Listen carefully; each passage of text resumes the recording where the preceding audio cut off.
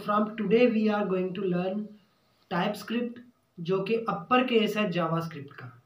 JavaScript क्या है वो अभी मैं नहीं टीच कर रहा, लेकिन जावास्क्रिप्ट जो आएगी उसके बाद ही फिर टाइपस्क्रिप्ट आ सकती है। टाइपस्क्रिप्ट बेसिकली जावास्क्रिप्ट ही है, जो जावास्क्रिप्ट है उसको टाइप सेव करके वो टाइपस्क्रिप्ट बन जाती है।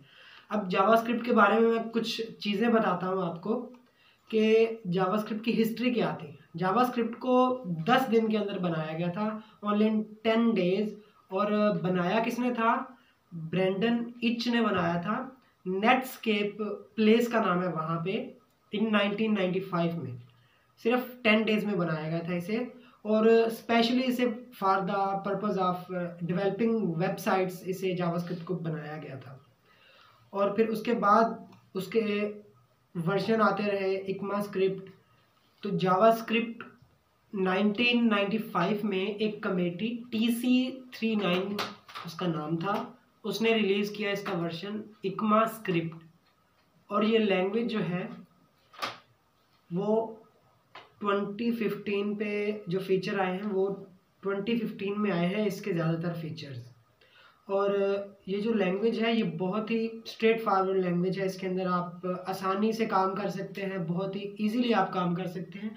आपको इसमें रोकने वाली कोई चीज़ नहीं है, फ्लेक्सिबल है। लेकिन पता आपको तब चलता है जब आप एरर आ जाता है, कोई कंपाइलेशन में एरर आ जाता है, कोई टाइप का एरर आ जाता है कि आपने नंबर दी हुई है और वहाँ पे आप कंपेयर कर रहे हैं स्ट्रिंग को। तो ये सारे एरर जो है वो टाइप्स की वजह से आते हैं। अब इस चीज़ को देखते हुए एक लैंग्वेज बनाई गई, उस लैंग्वेज का नाम है टाइपस्क्रिप्ट। टाइपस्क्रिप्ट जो है वो माइक्रोसॉफ्ट ने 2010 में बनाई थी, और इसको फिर ओपन सोर्स और ये मशहूर फेमस 2012 में हुई थी। और इसको बनाया था एंड्रीज हेजल्सबर्ग ने।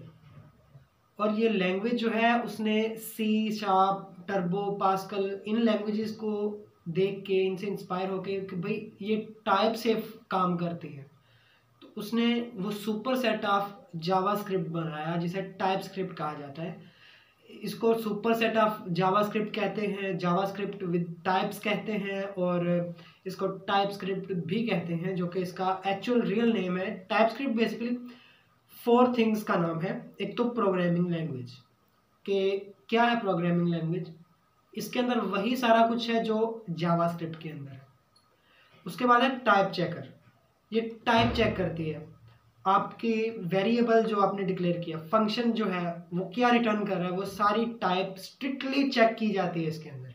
उसके बाद कंपाइलर, कि वो जो टाइप स्क्रिप्ट है उसको कंपाइल किया जाता है जावास्क्रिप्ट के अंदर, और जो जावास्क्रिप्ट है उसको फिर Node.js के जरिए रन किया जाता है। अब टाइपस्क्रिप्ट को डायरेक्टली हम रन नहीं कर सकते, जावास्क्रिप्ट पे टाइपस्क्रिप्ट बनी है। अब टाइपस्क्रिप्ट जब कंपाइल होगी तो जावास्क्रिप्ट में कन्वर्ट होगी, और फिर जावास्क्रिप्ट को हम रन करेंगे। उसके बाद लैंग्वेज सर्विस, इसका जो चौथा की पॉइंट है। अब हम टाइपस्क्रिप्ट नेक्स्ट वीडियो से शुरू करेंगे। मैं बिल्कुल बेसिक सा बताऊंगा कि किस तरह से आप अपना इन्वायरमेंट सेट कर सकते हैं।